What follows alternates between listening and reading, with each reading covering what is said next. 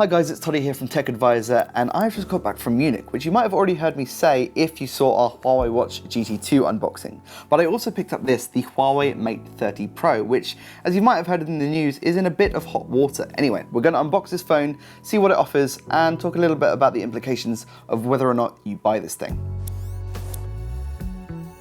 Okay, so the Mate 30 Pro. So Huawei actually unveiled two phones, or four phones if you want to get technical, at its Munich launch event. The Mate 30 Pro is the main flagship, but there is also a 5G version, which costs a little bit more. Actually, a fifth phone, if you think about it. There's also the Mate RS, which is the Porsche Design Special Edition, which for the most part is the same, minus a few design changes. There's also the Mate 30 and the Mate 30 5G. We have a hands-on with the Mate 30 on the site right now if you want to go read that, but it's basically a more affordable version of this device with a few things stripped out and a few tweaks and changes to things like the camera.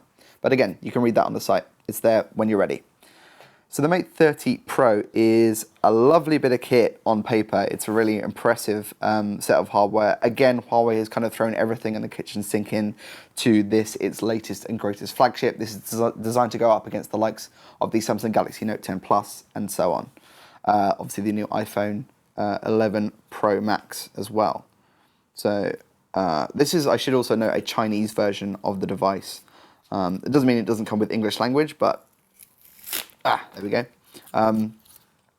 If the phone does come out in the UK, it will be a slightly different model. But for the most part, this all still stands.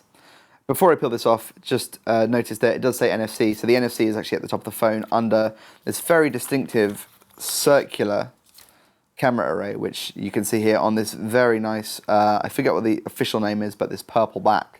It's a gradiated purple. They also showed off a bunch of different colorways, including ones with vegan leather, and also one which had a texture gradient. So instead of a color gradient like we've seen on a lot of other phones, the phone would actually transition from a kind of satin finish, sandblasted glass at the bottom, like you've seen the frosted glass on the new iPhone 11 series, and it would transition through to shiny at the top. Idea being that it would help repel fingerprints where you hold it and offer more grip, whilst also giving you that nice aesthetic in the shiny portion. It's quite a nice idea. I'm going to peel this serial number QR code off because it's very unsightly.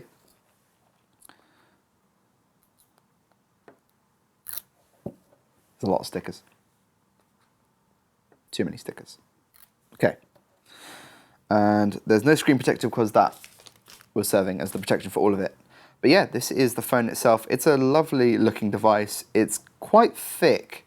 It has a very thin metal frame. Part of the reason for the thickness is the display. It's got what Huawei is calling a horizon display, and that manifests as a screen that actually curves over really aggressively at the corners. We've also got a hands-on on the website with the new Vivo Nex 3, and that uses something very similar where this aggressive curved design, it looks really cool. It's a bit odd from an interaction standpoint, which I'll talk more about come the full review, but once I've turned the phone on, we can see that in more depth. So there's the phone. Like I said, Chinese model, so the charger is a little bit different, but it still has the same wattage that you'll get wherever you buy this phone. Typically, this is obviously pre-release. There would be maybe a case in there. I feel like in the past, Huawei has included cases with the Mate series devices. So usually a soft, transparent case. I wouldn't be surprised if that fits in here. Also, there's your SIM tray removal tool. Always appreciated. Pretty standard one. Nothing too exciting. I know Dom got really jazzed about the one that came out with the Moto Action. Then we have what looks like a standard, well, I say standard, it is USB Type-C to USB-A, nice, good meter-long cable by the looks of it. But because of that signature purple that you might be able to see in the actual connectors themselves, this also denotes Huawei's fast charging technology, which if I pick up the power brick, this is, again, non-UK, non-European, but the wattage should be the same. It does offer 10 volt 4 amps. It is the 40 watt supercharger. So Huawei already introduced this, but it is also here on the Mate 30 series, which is great. I think both the Mate 30 and the Mate 30 Pro get this super fast 40 watt charging. It's one of the quickest standards in the industry right now, which is really nice. And it's TÜV Rheinland certified, all that good stuff. So in terms of a health and safety standpoint, in terms of your phone overheating, it's covered. Also, like OnePlus's fast charging tech, most of the heat buildup happens in the plug, not the phone. So the phone should stay cool whilst you're fast charging. I forget the figures quoted, but yeah, at 40 watts, even with the big battery in there, you get more than enough for a day's use in under 30 minutes quite happily, which is really impressive. The last thing in the box as well, before I go onto the phone itself, is some USB-C headphones. So these are pretty standard that Huawei has used for a few years now, since they ironed out the headphone jack, I think, with the P20 series, or P20 Pro at least. If I unbundle, they are white. They have these kind of pretty skinny stalks. They have an Apple EarPod style kind of vented outlets, pretty standard stuff. You do have an inline remote with a mic on the back, so you have 3 buttons: your volume, pause, and play. Always good. And then at the bottom, USB-C. So the regular Mate 30 does have a headphone jack, which is nice. I think it's on the bottom in the left. The Pro series, they've gotten rid of the headphone jack, so you just have Type-C on the bottom of the phone. It's not a big deal in this day and age. Most people that I've seen now, at least in London, are using Bluetooth headphones. You can obviously use any USB-C to headphone jack adapter if you want to use existing cans that aren't USB-C capable, and you can use any third-party USB-C headphones as well. So you're covered there. It is a bit annoying, but I think by this point, most people have kind of adjusted to the fact that phones like the iPhone don't have a headphone jack anymore. It's just one part of the gig. We also have a single downward-facing loudspeaker here, which you can see. And actually, there's no visible earpiece or speaker at the top of the phone.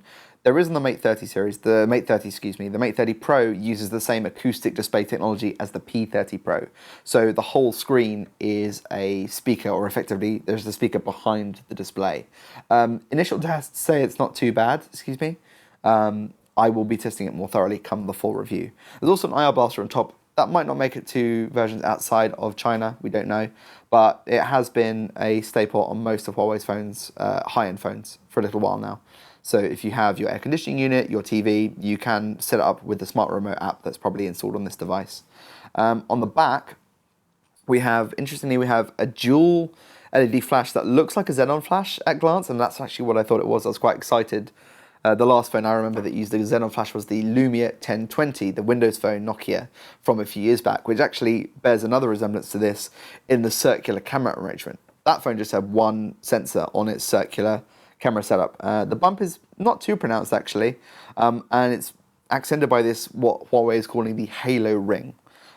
It's designed to evoke, they used a Leica camera on stage because the company has maintained its Leica camera partnership, but it's just a nice looking thing. If you get the Porsche Mate RS version, the fancier version with this, it actually doesn't use the halo ring at all. It has a straight band of color down the middle. I kind of liked it. It's a bit gaudy, but that's kind of the deal with the Porsche version, so that's personal preference. As for the camera setup itself, it's a really impressive setup. It's different to what Huawei was doing with the P series this year. They haven't gone for insane zooms, so there's no periscopic zoom camera. The phone will still give you up to 30 times digital zoom, which is still pretty good. There is a 3 times telephoto on there with optical image stabilization, which is still pretty good. Then the 2 main cameras, which I believe are this one and this one, are both 40 megapixels, which is the first time we've seen that on a Huawei device, or any device actually. Using 2 of the same sensor size at that resolution is really impressive and really promising. Huawei has kind of built itself into the camera phone brand to beat, and this doesn't look like it's going to drop the ball anytime soon.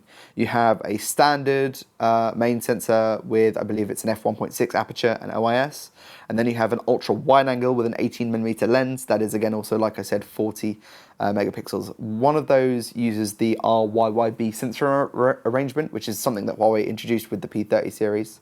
It just means you have different colored pixels and it interprets light differently, should give you better color representation. But then the secondary sensor has RGB pixels, so you actually get best of both. And because you have 4 sensors, Huawei can do that. So you have a main, a super wide, a telephoto. The main and the telephoto have OIS, or optical image stabilization, and then there is a 3D TOF sensor in there as well, which helps with depth and bokeh. One of the big focuses this phone does in its camera is video. So instead of just being able to shoot really far away objects with a still camera, this phone, like the Note 10 Plus, has super stable video, but also video bokeh. So you can actually background blur around your subject in real time as you're shooting, I think in 4K, which is really, really promising stuff. And what's more, super stability when you're shooting handheld shots. So as well as that optical image stabilization, you also have Huawei's AIS, or AI-assisted image stabilization, I believe is how they're phrasing it, which, based on the demo stuff, looks really good. So we're going to test it out and we'll know for sure. once it's up and running. I already mentioned colours, but yeah, the purple's really nice. There is a black version. There are a bunch of other colours. Emerald green looks pretty good. And then the two leather versions are, I think, a green and an orange, which is very punchy. Huawei was quick to point out the fact that it's vegan leather, which I thought was interesting, considering the Mate RS, the Porsche model, uses standard leather. So they kind of go up against the whole environmental thing. Anyway, despite there not being any physical buttons on the side, like as in volume rocker, there is still a physical power button here in red, which is a signature mark of Huawei's flagship phones of late. And if I press and hold that, hopefully we have some power.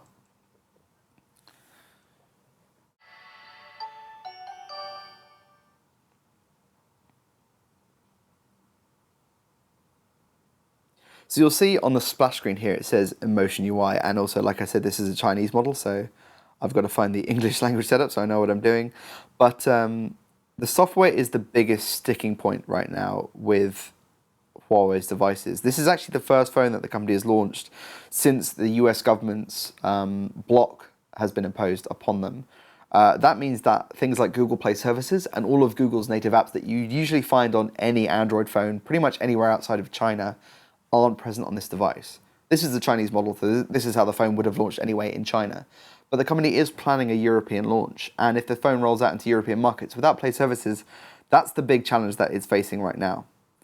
If the company can sort things out in time with the US government, it says it already has an update ready to go to reinstate those things onto the device. But as it stands, you don't get Google experiences out the box, and you have to figure out a way to sideload them. I'm just running through the setup right now. You have fingerprint and face recognition. This phone has a 32 megapixel front camera in its notch, as well as a 3D depth sensing camera, and it can use 3D face unlock, so it's more secure than standard RGB front camera. I think on the standard Mate 30 it just uses an RGB, and simpler phones like the OnePlus 7, for example, uses just a single RGB camera for face unlock. So it should also work better in low light because of that, and also you have an in-display fingerprint sensor as you have before. Huawei's are pretty good, they're pretty snappy. I'm going to skip all that for now. So I just jumped through the setup process. One of the things it highlights on the way through is that you can have gesture navigation or 3-button navigation as is typical on Android. So despite not having Google services, this phone is still running Android. It just doesn't have the Google Play Store, YouTube, Gmail, Maps, all of those things. So that's something to bear in mind right now if you're getting the device early as a Chinese import or something along those lines. Also, as well as gesture navigation, which is what I've opted for, which makes for quite a clean aesthetic with regards to the look of this phone's interface. Because of this horizon display, the screen actually curves over at the sides at 88 degrees, which is a really severe, it's almost flat on the sides because of it. It looks very space age when you see like the icons curving around the screen as you swipe along, but from an ergonomic standpoint it has some implications. Huawei has imposed this gesture-based feature where if you double tap on the sides, on the horizon edges as they were, and the good thing is it's ambidextrous because you can do it on either side of the screen, but you double tap to get things like the volume rocker, and then you can slide your hand up and down on the side of the phone. So even though there's no buttons here, I am changing the volume just by double tapping and swiping. It's nice when it works. At the launch, it didn't work 100% of the time, and gesture replacement for physical controls are a thing that lots of manufacturers have tried and failed to do well. Companies like HTC with the U12 series did it, and it didn't always work. So it's something to consider if you can try the phone out before you buy. Definitely worth feeling that horizon display tap side control feature. It does mean you have more versatility in some of the controls that you typically think of as physical. So in the camera, you can use that whole side gesture as a shutter button. Also in gaming, instead of air triggers like on the ROG Phone and ROG Phone 2, you can use the edge of the horizon display as a touch-sensitive area for certain actions in game, like aiming down your scope in PUBG Mobile or something like that. So it does give you extra flexibility in a way, but it's a very specific way of engineering Android and the user experience with hardware controls. You just have fewer of them. The notch isn't too bad. It's thinner than on the original phone, on the original Mate series, sorry, the Mate, I should say, last year's Mate series, the Mate 20 Pro. And yeah, it looks good. As for the display itself, it's a 6.53-inch display with an 1176 by 2400 resolution. It's beautifully crisp and clear. It's quite unusual aspect ratio-wise. It's an 18.4 by 9 aspect ratio. It looks like it will work well for video and enjoying media, but it will have slight bars on two of those edges. On the upside, because of the horizon display, you get basically zero bezel either side when you're holding the phone in portrait, so it's quite nice. As for the display itself, it is HDR compatible, HDR10 compatible. It supports the full DCI-P3 color gamut. And as we're looking at here, the user experience is, I mean, it's very punchy and colorful, but it is also the latest version of Emotion UI. So especially without any Google influence, this is more important than ever before. Huawei has worked hard to ensure that its phones run the latest version of Android, and this is one of the first phones that we have handled running Android 10, but it's also got the latest version of Emotion UI or MUI on top, MUI 10. The main differences are a few more customization options, but also a system-wide dark mode that third-party developers can make use of, which is a nice touch, and also the addition of new always-on display features. So you have, because this is an OLED display, you use very little power when the phone is locked. You can still use the clock and notifications without disrupting power. Speaking of power, as well as that 40-watt fast charging, this phone also features a huge 4,500 milliamp hour battery, and it supports wireless charging at up to 27 watts and reverse wireless charging like its predecessor, but now it's been improved so it's more efficient. Beyond that, the inside of the phone is the Kirin 990. This is the first phone on the market with Huawei's own Kirin 990 chipset, backed up by 8 gigs of RAM and 256 gigabytes of storage. I believe in some markets this phone can come with 128, and the Mate 30 series, the standard Mate 30, does also come with 128. If you fork up for the fancy Mate RS model, you get 12 gigs of RAM and 512 gigabytes of storage, but that's the only way you can get that. There is SD expandability, sorry, not SD, there is memory expandability, but it uses Huawei's own NM cards. So you can either have dual SIM with 2 nano SIMs or replace one of those nano SIMs with the proprietary media platform that Huawei introduced, I think, earlier this year. These really small memory cards that look really neat, and they just pop into the SIM slot. So you have the flexibility for expandability if you want to sacrifice your second SIM, if you're planning on using this with multiple networks across the world. But it is there. Plenty of storage out of the box anyway, though. I think that's plenty for most users. And yeah, that is, in a nutshell, everything that the Huawei Mate 30 brings to the table. The big question outside of China is whether or not this phone is going to see success without Google Play services. I am going to be putting a piece together on how to put those services on there after the fact, but really until the phone has it out the box, it's going to have a tough time selling. At least that's what I think right now. We'll know more once we've had a full review and things have progressed along between the US government and Huawei. Until that point, if you have any questions about this phone, drop us a line down below in the comments, and you can read more on Tech Advisor. See you there. Thanks.